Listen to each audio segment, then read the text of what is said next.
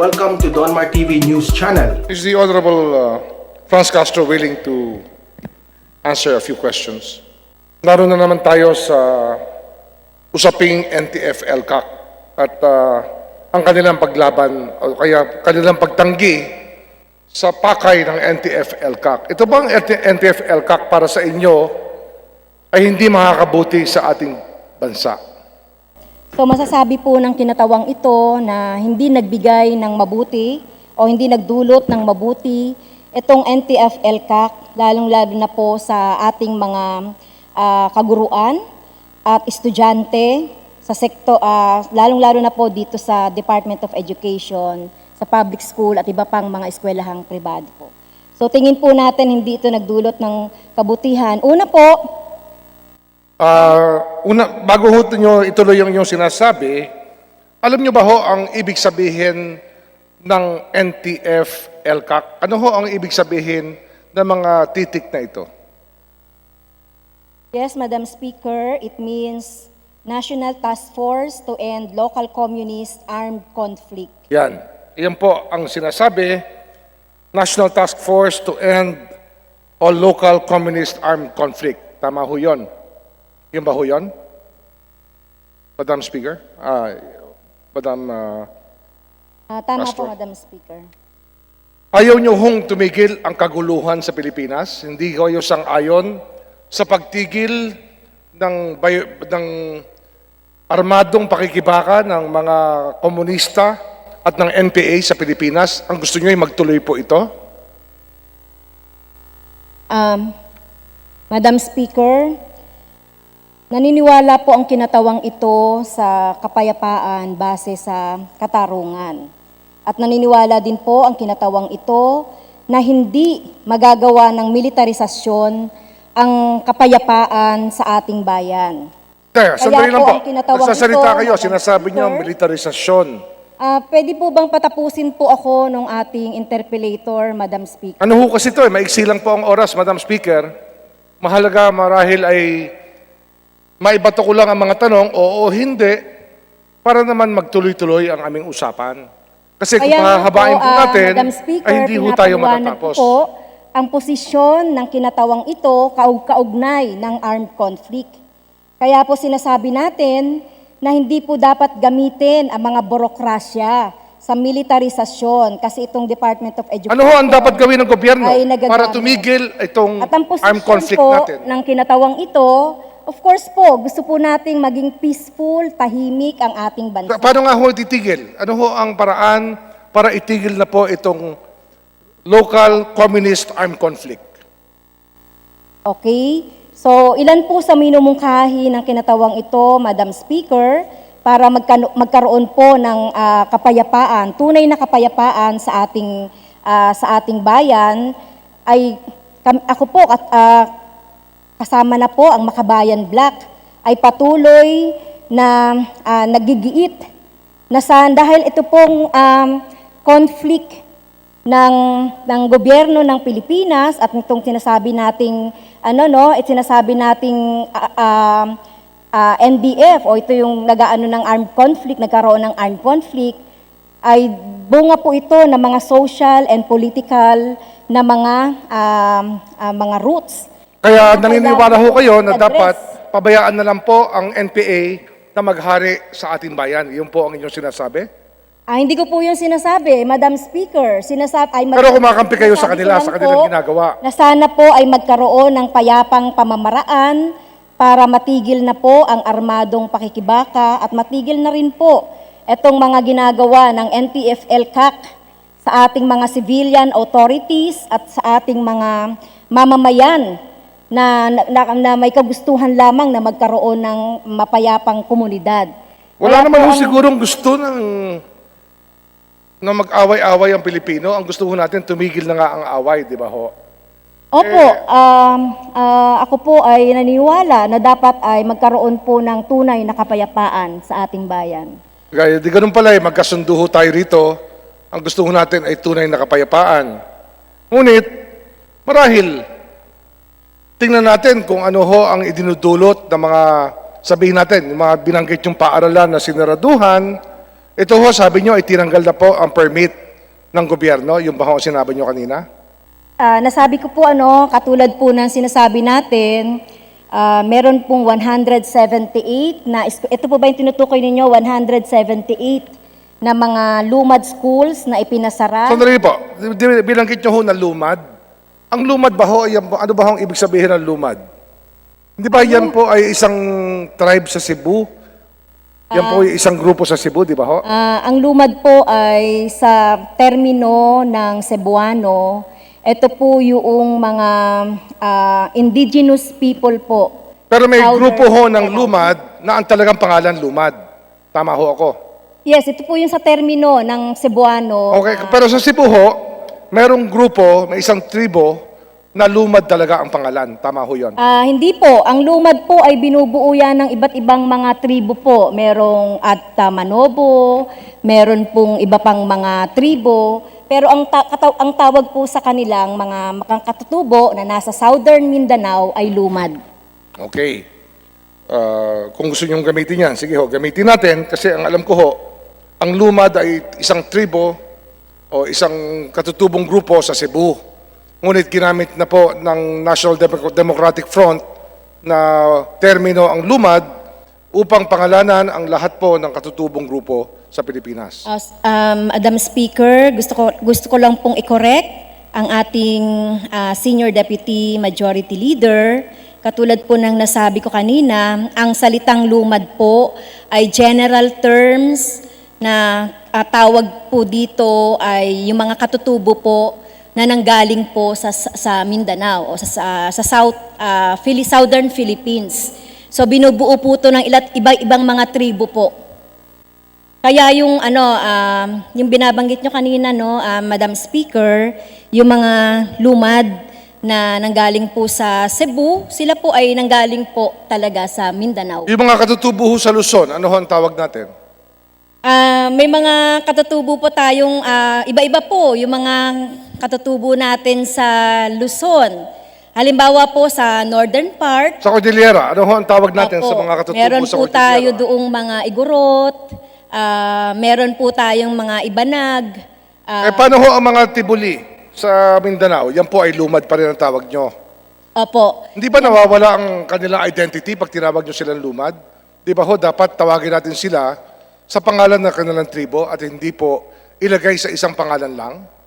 Kaya nga po, ang lumad po ay general term po ng mga indigenous people po sa Southern. Ngayon, yung Tiboli, isa rin pong tribong.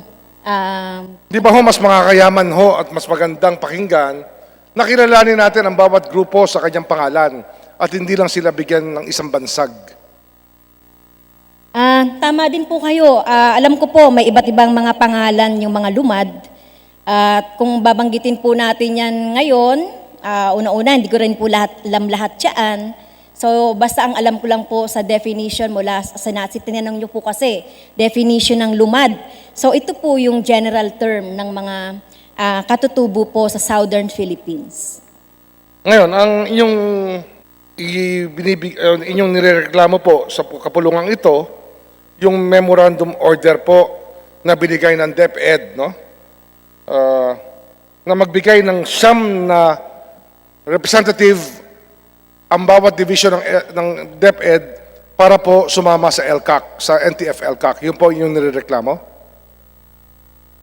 So, ito po yung binabanggit ng ating mga guro na nirereklamo po, hindi po ng ng kinatawang ito, na-articulate lang po natin yung sinasabi ng ating mga guro, mga supervisor, mga principal, mga unions, at syempre po bilang kinatawan, kailangan ko po itong banggitin. Bakit po? Ano nirereklamo nila rito? Ano ba ang masama na sumama po ang mga guro sa NTF-LCAC? Gagaya nga po ng nabanggit natin, itong NTF-LCAC na ito ay marami na po itong ginawang hindi mabuti sa ating mga guro. Yung unang-una po, ito yung nag-cause ng profiling ng ating mga guro. Start pa po ito ng 2019. Ano ho yun? Profiling? profiling or Oho. surveillance. Paano ho yun? Ano ibig sabihin ng profiling? Ano hong ginagawa? Profiling po, sila po yung pinangunahan po ito ng PNP na nangalap o kumukuha ng mga listahan daw po ng mga opisyal ng mga unions, opisyal ng organisasyon, ng mga faculty club officers sa region, sa division. Ito po ay nakuha natin noong may memo beginning noong 2019 po, sinimulan po ito. So ito po yung ginawa. Profiling and surveillance dun sa ating mga leader guro po at saka Ang gumagawa ho niyan, kapulisan. Opo, nakabahagi nitong NTF-ELCAC. Ngayon, ang sinasabi nyo, hindi dapat gawin ng pulis ang kanilang trabaho. Yung ba ho ang gusto nyo mangyari? Alam niyo Madam po Speaker? may mga batas po tayo sa pagpo-profiling at surveillance. Anong batas po ito? At ito po ay syempre yung privacy. Ang mga nag-cause po ito ng ng takot doon sa ating mga guro dahil alam naman po natin marami na po kasing mga naging pangyayari na kung saan yung mga na-profile na mga teachers ay pinapatawag sa kung saan-saan. O, paano ho nangyayari Kampo dyan? at kung saan Paliwanag nyo sa amin. Magbigay kayo ng specific para case. tanungin. So, marami po yan, at meron po tayong naipasa na complaint, naipasa na ng organization na complaint sa Commission on Human Rights. Nagpasa na rin po tayo ng commission ng complaints doon sa Department of Education. Ongoing na ho yung kaso sa human rights? May kaso na ba ho sa human rights yan? Ongoing na ba ho? Madam Speaker, meron po tayong ito po ang organisasyon ng mga guro, ang mga union ng mga teachers, ay nagpasa na po ng, katulad na sinabi ko kanina, ng complaint noong 2019 sa Commission on Human Rights. Ngayon, ano nangyari sa complaint nila sa human rights? Sa Commission on Wala pa Human po Rights? wala pa po tayong nakuhang update. Pero tingin ko po ay bawat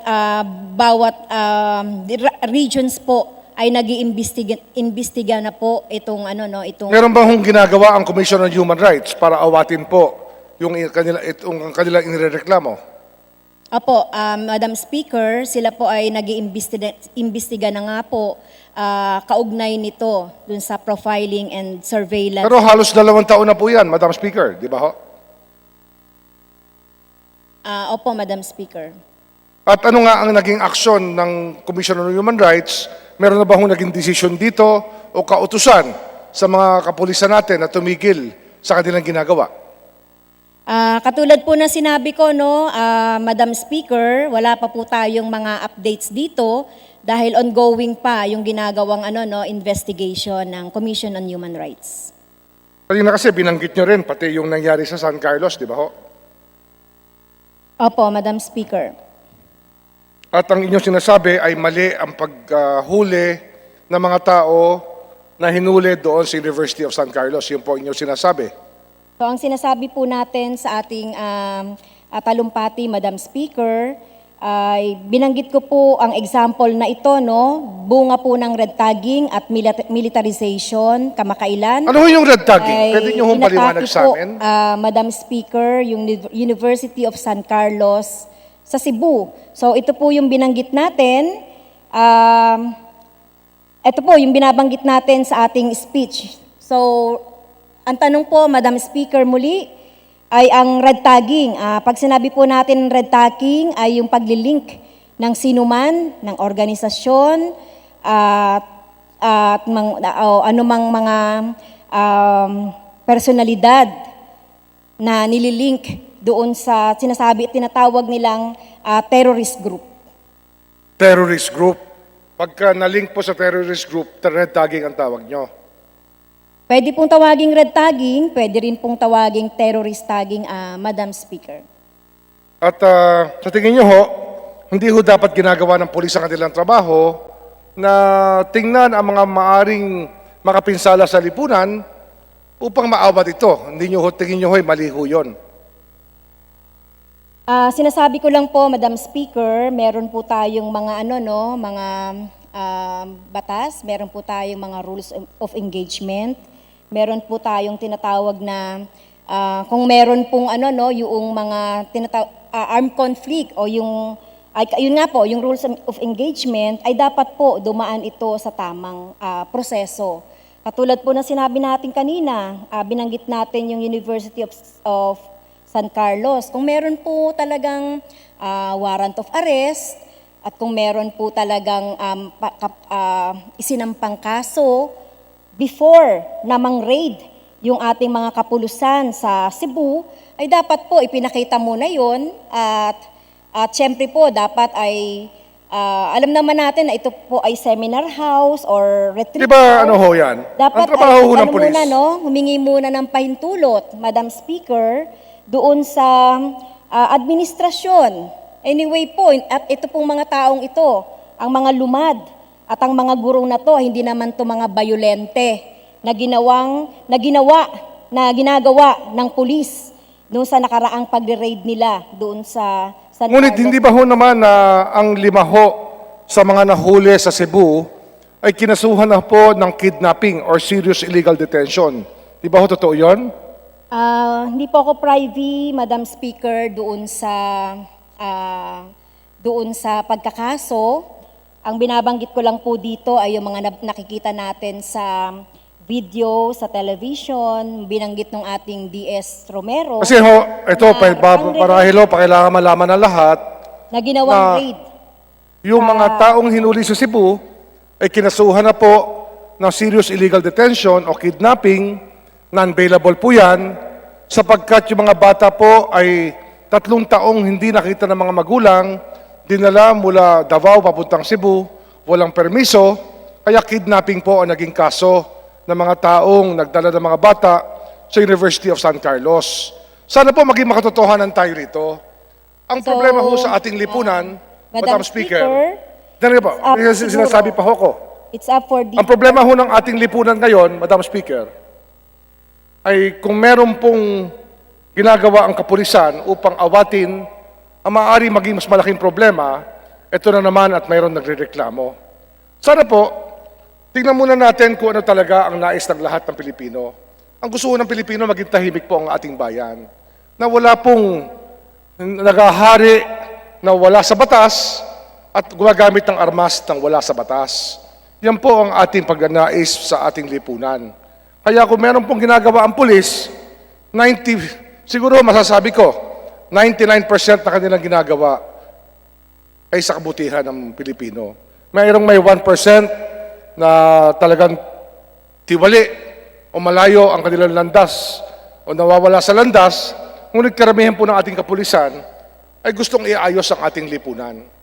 Madali ho magsalita laban sa ating kapulisan. Madali magsalita laban sa militar. At yung problema ho, yan ang tinuturo sa mga bata na kanilang dinadala sa mga paaralan na tinatawag nilang lumad schools.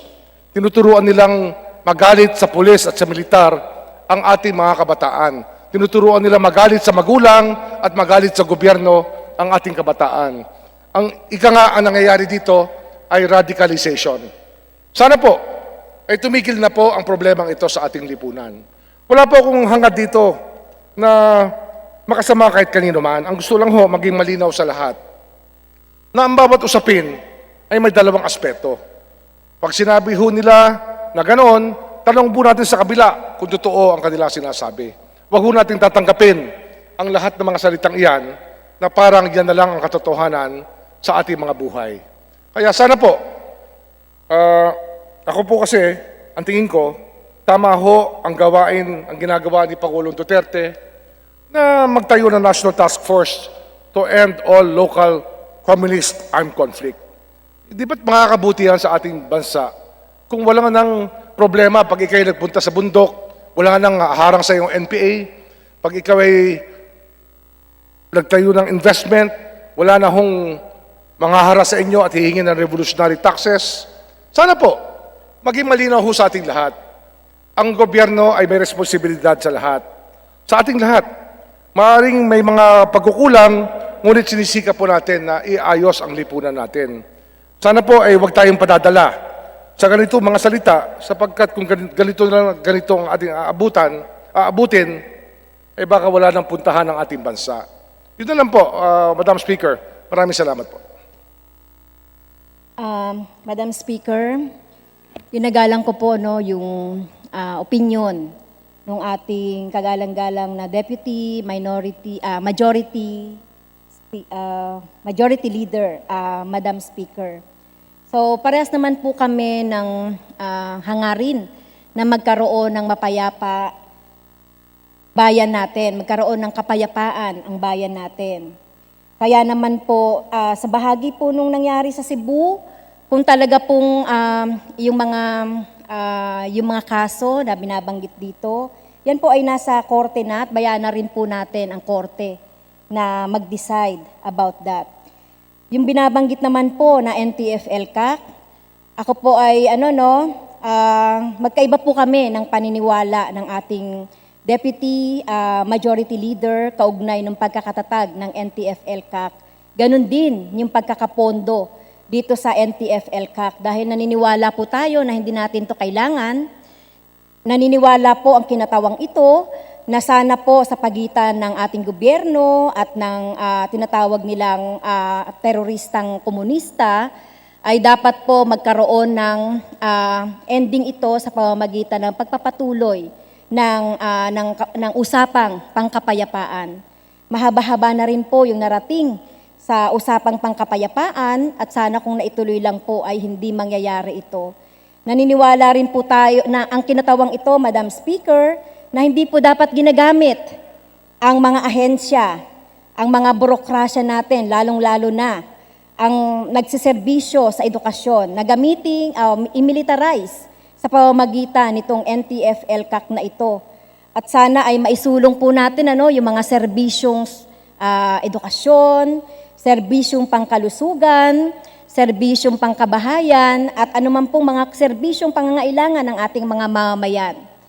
Dahil alam niyo po, kung hindi po maraming mga mamamayan natin, yung nasasadlak sa kahirapan, kagutuman, kawalang hustisya, ay hindi po siguro magkakaroon ng mga taong magsasalita laban sa ginagawa or kapabayaan ng anumang gobyerno o ng gobyernong Duterte.